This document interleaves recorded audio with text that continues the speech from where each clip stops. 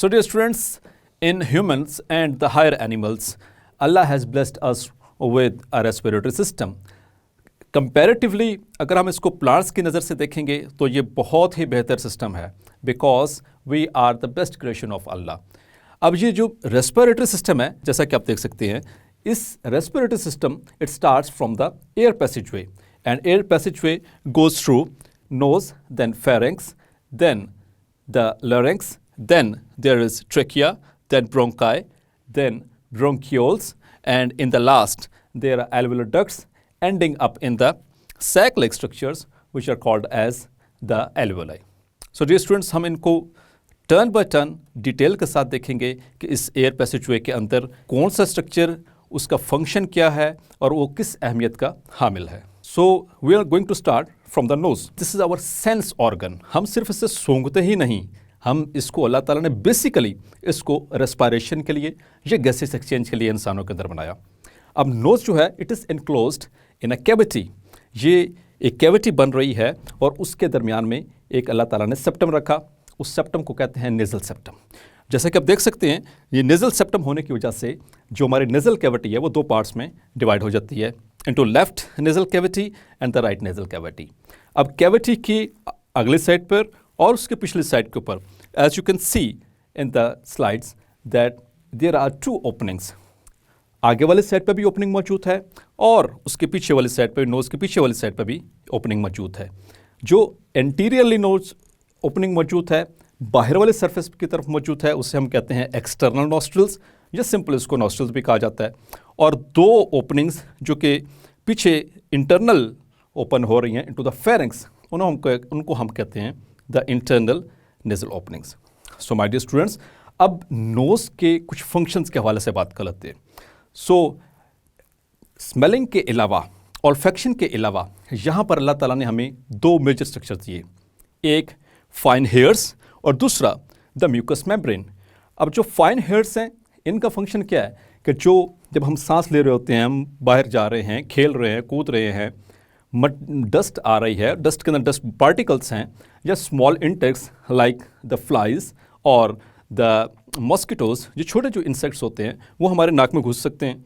तो वो अगर घुस गए नाक में तो वो directly they will lead to the respiratory system और वहाँ पर जाकर फिर they will create some problems.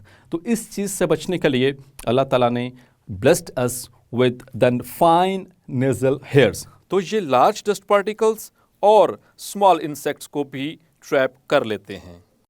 और दूसरा नेज़ल कैविटी के अंदर जो मेजर स्ट्रक्चर है that is the mucus membrane. अब म्यूकस मेम्ब्रेन के भी डियर स्टूडेंट्स दो फंक्शन है यहाँ पर.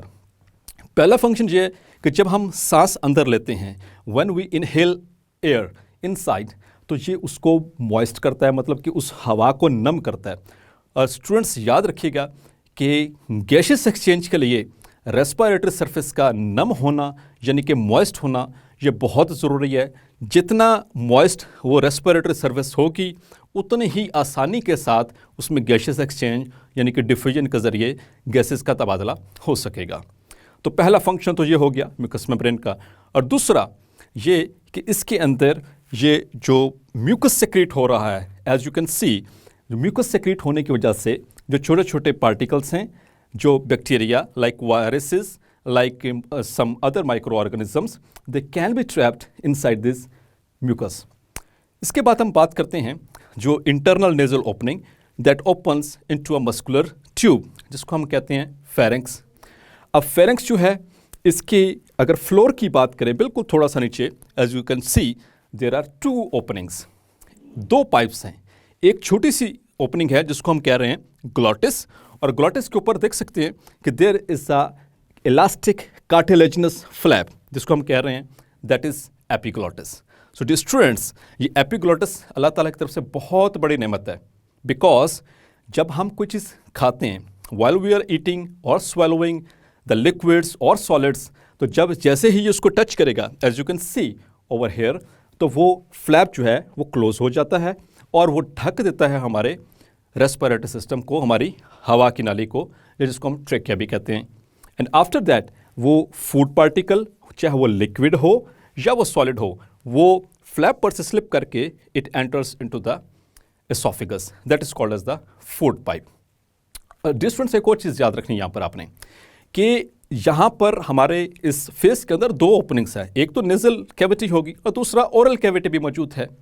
तो हम जब हमारी नाक बंद हो तो हम मुंह के जरिए भी सांस ले सकते हैं, लेकिन डियर स्टूडेंट्स फिर इसका मतलब है कि अगर ओरल कैविटी मौजूद है तो ऊपर नेजल कैविटी की फिर क्या जरूरत पड़ी।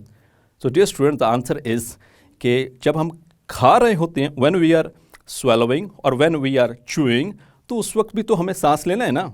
तो सांस लेने के लिए अल्लाह ताला ने इसलिए एक अलहदा से रास्ता बना दिया ताकि हमें खाने और पीने के दौरान इंटरप्शन ना हो सके।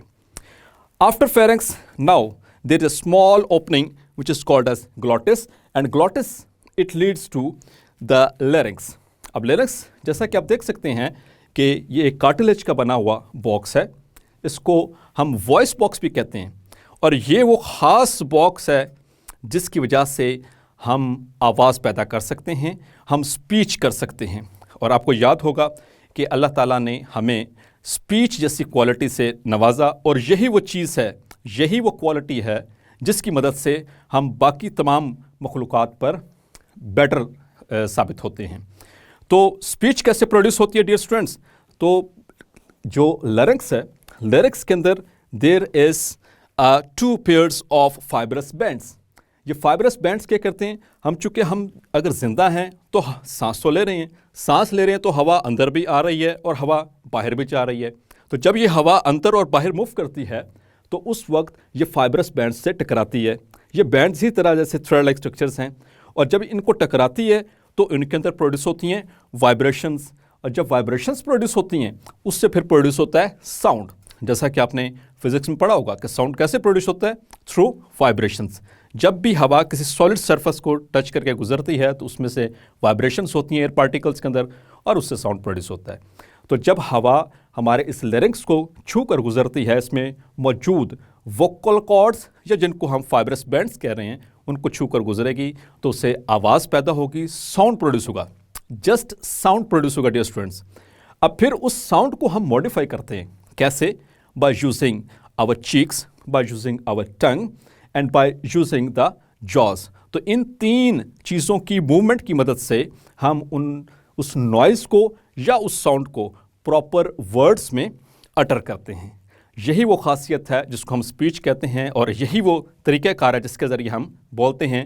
मैं भी आपसे बोल रहा हूँ, आप भी बोलते हैं। So this is the best quality for the human beings due to this respiratory system. Dear students, यहाँ पे एक इंटरेस्टिंग इन्फॉर्मेशन शेयर करता चलूँ। साउंड तो एनिमल्स भी पैदा करते हैं, दूसरे एनिमल्स भी पैदा करते हैं, तो फिर उनमें और हम में क्या फ़र्क हुआ? सो इमेजिन करें ज़रा कैसे। सो डियर स्टूडेंट्स, जो अदर एनिमल्स हैं अदर देन ह्यूमन बींग्स, उनके अंदर तो जस्ट वो साउंड की पिच को हाई या लो करके अपनी आवाज़ों को, उनकी फ्रिक्वेंसी को कम या ज़्यादा करके एक दूसरे से गुफ्तगू कर सकते हैं। वो हमारी तरह वर्ड्स को प्रोनाउंस नहीं कर सकते। जैसे कि लेट्स सपोज मैंने अगर बोलना है ता, तो ता बोलने के लिए मुझे अपनी ज़ुबान की टिप वो दांतों, ऊपर वाले दांतों की पीछे वाले सरफेस के पर टच करनी पड़ेगी, तो तब वो साउंड प्रोड्यूस होगा। जबकि बाकी जानवर ऐसा नहीं कर सकते, तब बाकी ऑर्गेनिज्म ऐसा एनिमल्स नहीं कर सकते। It is only the quality of human beings. तो लगा ना इंटरेस्टिंग फैक्ट। अच्छा, आगे चलते हैं।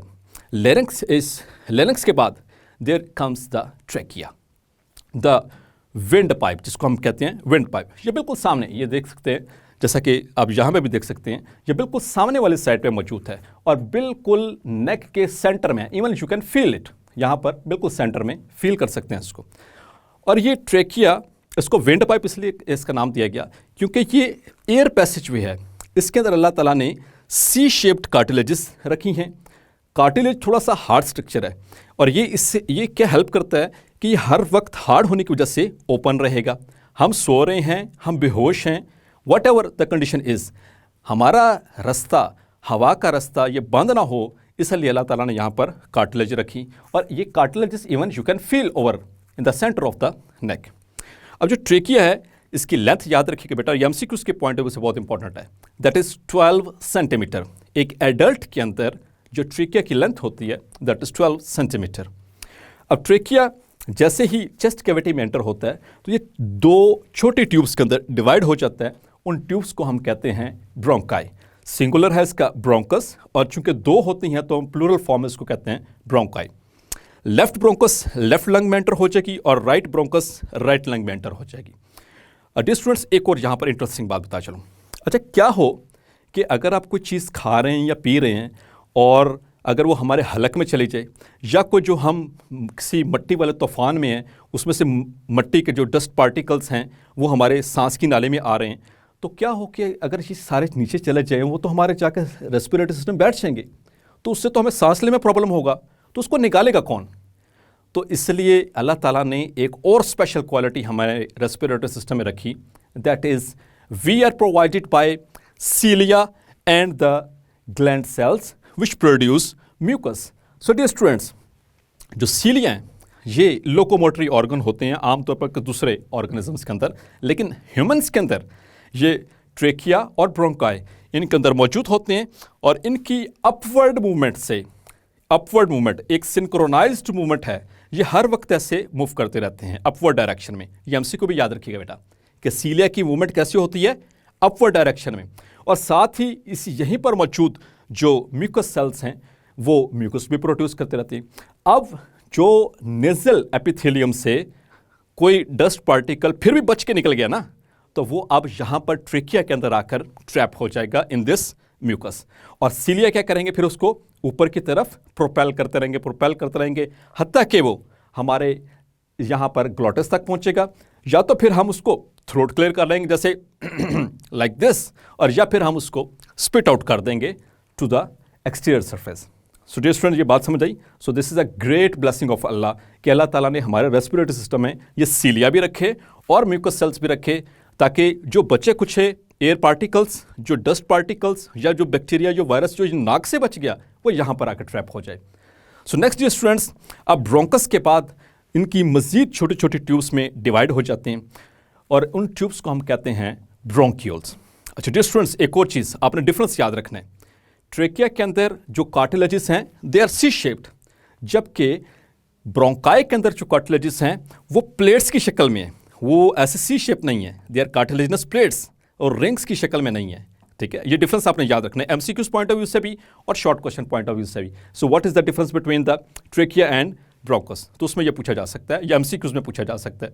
से now we will move downward further. So bronchi divide into bronchioles, smaller tubes, and bronchioles they further keep on dividing and dividing until there remains no cartilage at all. अब उसमें कोई cartilage बाकी नहीं रह जाती है, तो उसके एंड के ऊपर छोटी छोटी फाइन ट्यूब्स हैं, उन फाइन ट्यूब्स को हम कहते हैं द एल्वेलर डक्ट्स।